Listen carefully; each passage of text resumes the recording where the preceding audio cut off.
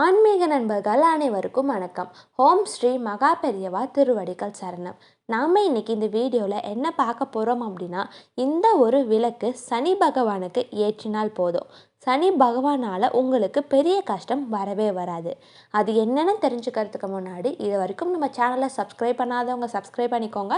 இந்த வீடியோ பிடிச்சிருந்துச்சுன்னா ஒரு லைக்கும் கொடுங்க. வாங்க இப்போ நம்ம வீடியோக்குள்ளே போகலாம். சனி பகவான் அப்படிங்கிற பெயரை கேட்டாலே பலருக்கு பயம்தான் வரும். ஆனால் சனி பகவானை போல கொடுப்பவரும் கிடையாது, கெடுப்பவரும் கிடையாது. வாழ்க்கை என்ன என்பதை புரிய வைக்கிறதுக்கு தான் 7.5 சனி நம்மளை படாத பாடுபடுத்தும்.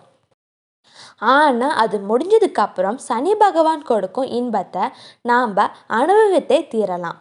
மனிதனாக பிறந்த அனைவருமே சனியின் பார்வையில் சிக்க தான் வேண்டும். இருந்தாலும் யாராவது தப்பிக்க முடியாது. ஆனால் ஒரு பரிகாரத்தை செஞ்சால் நமக்கு வரும் பிரச்சனைகளை குறைத்து கொள்ளலாம். அது என்ன பரிகாரம் அப்படிங்கிறத இந்த தொகுப்பில் நம்ம விளக்கமாக பார்க்கலாம்.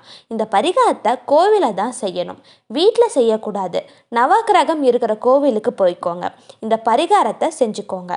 சனி பகவானுக்கு மிகவும் பிடிச்ச உலோகம் இரும்பு. இது நமக்கு தெரிஞ்ச விஷயம்தான். அதனால் கடைக்கு போய் விற்கும் சிறிய இரும்பு உலோகத்தினால செய்யப்பட்ட விளக்கை வாங்கிக்கோங்க. அந்த விளக்கை கோவிலுக்கு எடுத்து செல்கிறப்போ அதில் நல்லெண்ணெய் ஊற்றி கொஞ்சம் தடிமனான நீளமான திரியை போட்டு விளக்கேற்றி வச்சுக்கோங்க. சனி பகவானோட பாதத்தில் சரணடைஞ்சிருங்க. கொடுக்கக்கூடிய கஷ்டங்கள் எதுவும் பெரிய அளவில் துன்பத்தை கொடுக்கக்கூடாது அப்படின்னு மனதார வேண்டிக்கோங்க. அடிக்கடி கோவிலுக்கு போய் இரும்பு விளக்கு வாங்கி விளக்கு ஏற்ற முடியாது அப்படிங்கிறவங்க ஏதேனும் ஒரு சனிக்கிழமையில் விளக்கு ஏற்றினா போதும். விளக்கு ஏற்றியதுக்கப்புறம் இந்த விளக்கை திரும்பவும் வீட்டுக்கு எடுத்து வரக்கூடாது, கோவிலையே தான் விட்டுட்டு வரணும். என்னதான் நம்ம சனி பகவானுக்கு இந்த பரிகாரத்தை செஞ்சாலும் சனிக்கிழமையில் ஹனுமான் மற்றும் விநாயகரை வழிபடணும். அப்போதான் சனியின் வக்கீர பார்வையில் இருந்து நாம் தப்பிக்க முடியும்.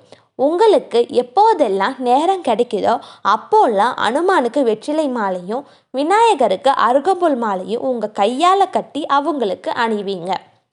இப்படி இரு தெய்வங்களையும் நாம் வழிபட்டாலே போதும். சனியை பார்த்து நாம் பயப்பட வேண்டியது அவசியம் இருக்காது.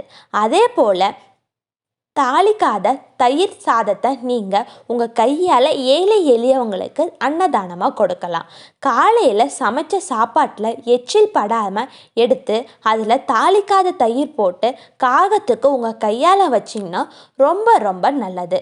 கால் ஊனமாக இருக்கிறவங்களுக்கு உங்களால் முடிந்த சிறு உதவிகளை செஞ்சீங்க அப்படின்னா நல்ல பலன் கிடைக்கும்.